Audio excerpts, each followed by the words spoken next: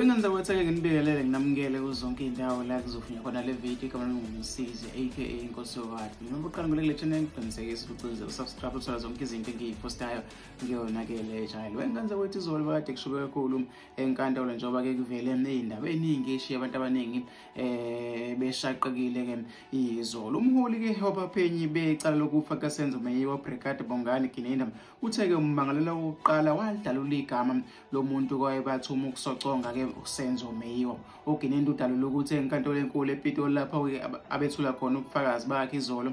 Noma-ke lapho ade ethula khona ubufakazi bakhe-ke izolo. Senzo Meyiwa wabulawa-ke eFosrolas kubo-ke ekhaya kwentombi yakhe-ke uKhele Khumalo ngobusuku bango-October 26 ngo-2014. Icala-ke libuyele enkantolo enkulu kokuqala kulo nyaka selokhu-ke lagoqa ngasekupheleni konyaka odlule ngesikhathi ummeli advocate Thulani Mngomezulu ebika-ke ukugula. Ngesikhathi-ke limiswa noma-ke ngesikhathi limiswa kwakusingethwe-ke uhlelo lokuthola ukuthi izitatimende zokuvuma icala zifanelwe yini ukwemukelwa enkantolo njengobufakazi. Izolo-ke iqala ukuthi u-advocate Mngomezulu epheke uGinenda ngemibuzo ngencwadi egunyaza ukuboshwa kwabamangaleli okuyinto-ke ebangwe kakhulu izolo. Mngomezulu uthe-ke uGinenda kufanele-ke achaze ukuthi kungani-ke wafaka isicelo sencwadi yokubopha kwabamangaleli ekubeni naye bazi ukuthi baboshiwe ngamanye amacala. Kuphikiswana kwaze kwaba yijaji-ke uRata elinquma ukuthi-ke kufunda isitatimende sikaGinenda noma-ke asambisa emantsheni efake isicelo sencwadi. uGinenda-ke wenekele inkantolo ukuthi abamangalela bathinteka kanjani-ke ngamunye ecaleni. Uthe-ke abamangalela bayizinkabi ezaziwayo embonini yamatekisi. uGinenda efunda isitatimende uveze ukuthi uMeyiwa-ke wathengelwa izinkabi, hhayi indaba noma-ke hhayi-ke indaba yenganekwane yokuthi-ke kubanjwa-ke inkunzi. Ummangalela wokuqala esitatimendeni sakhe asibhalile evuma-ke icala washo ukuthi-ke noma-ke washo izinto ezithile ezaphoqa ukuba senabe-ke uphenyo. Wakubeka kwacaca ukuthi ubani wayebayalela ukubulala-ke uMeyiwa kusho-ke uGinenda. uGinenda uveze ukuthi ummangalela wesibili uBongani Ntanzi wavuma konke-ke waze wadalula nabanye abathintekayo.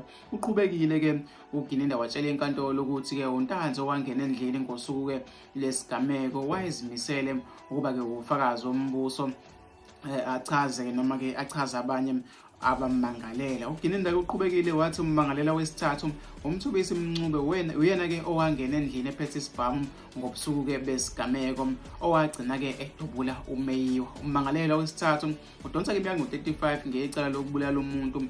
Umbiko wesibhamu uveza ukuthi sona abulala ngaso-ke kuleli cala futhi sona-ke sabulala uMeyiwa. Chaza-ke uGinenda uchaze-ke nangommangalela wesine uMthokozi Simaphisa wathi-ke yena wayesele ngaphandle kegadile ephethe isibhamu esincanyana. Ummangalela wesihlanu uFiso Kuhle Ntuli kuvele ukuthi yena wayesele-ke emotweni elinde ukuthi uma-ke kuqedwa ayishaye-ke izulu. Kuvele nokuthi uNtuli wayeshayela-ke i-VW Polo empunga ngombala futhi-ke wayeke wabonakala ehamba ngayo ngaphambi kwesigameko waphinde wabonakala nangemuva kwaso. uGinenda uthe ukubulawa kaMeyiwa kwahlelwa-ke ehostela eFosrolas futhi-ke kwayiwa khona nasemuva-ke kwesigameko. Uveze ukuthi-ke isulakakheli eyathathwa yalandela yagcina-ke inyamalala ngakhona-ke Fosrolas yacinywa-ke yangaphinde-ke yavula icala-ke lisheshe laguqa ngoba-ke abameli-ke bekufanele banike ithuba lokuyobheka amadoda amanye amacala-ke abamangalela wenganza ukuthi kona-ke kulindeke ukuthi